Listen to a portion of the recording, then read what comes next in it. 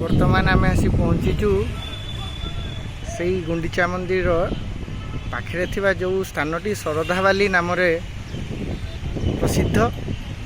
पूर्वर एठारे गोटे नदी थिला जार नाम थिला मालिनी नदी एवं से मालिनी नदी जोगु 6टी रथ होउतला। रानी श्रद्धा देवी को प्रचेष्टा द्वारा से नदीटी को बंद करा जाइतला बाली पका जाए एवं तांकर नाम स्वरूप ए स्थानटीर नाम शरधाबाली होइछि।